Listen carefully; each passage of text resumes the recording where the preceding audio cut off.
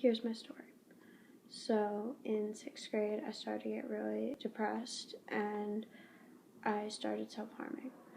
And my friend had found out, she saw my arms, and she took me to go see the school guidance counselor because I hadn't been seeing a therapist at the time. That was good.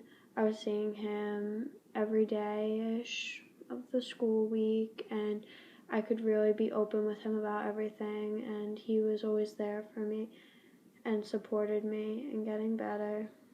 And then it started to go downhill, and I started to get worse.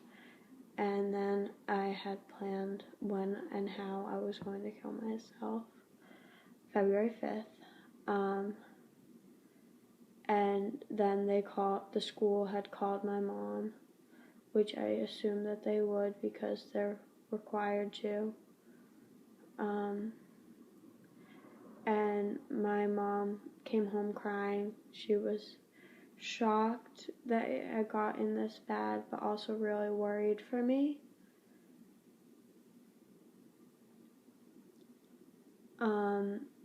But nothing really changed after that. Like, nothing really got better. Like, I never went to see a therapist or got, like, evaluated or anything like that.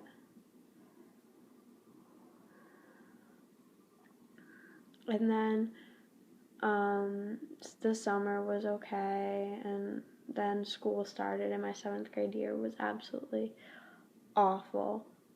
And on October 27th, I left school early to get evaluated because I wasn't safe. And February 5th, I stayed home from school, and I got evaluated that night because I wasn't safe to be at home. Neither of those times I went to a hospital was admitted into a hospital. I went home those days. And then in April, I had tried to kill myself because I didn't speak up about how I was feeling, and it ended really badly, and I ended up telling my mom 2 days later what had happened, and she took me to the emergency room to get checked out, and I ended up going to Hampstead Hospital for 5 days, and that was alright. I met some really nice people who were there to support me, and then when I left there, I went to the outpatient program that they have at the hospital, and that was helpful for me because I got the help that I need after school every day. But that was helpful until it wasn't. And then I wasn't feeling safe again, and it wasn't any of their doing. They couldn't have done anything different, but it just wasn't helping me anymore, and I started to feel unsafe again, and I started self-harming more. Sorry.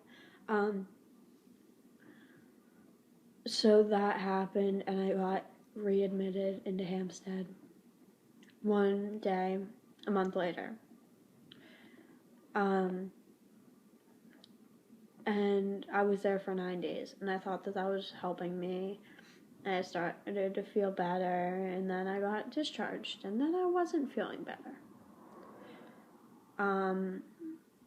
So a couple days later, I got readmitted again for a third and final time to Hampstead Hospital, which was alright. I mean, it wasn't the ideal situation for me. I mean, the ideal situation would be that I would be home, but since I wasn't, I made the best of it, and I was there for 7 days.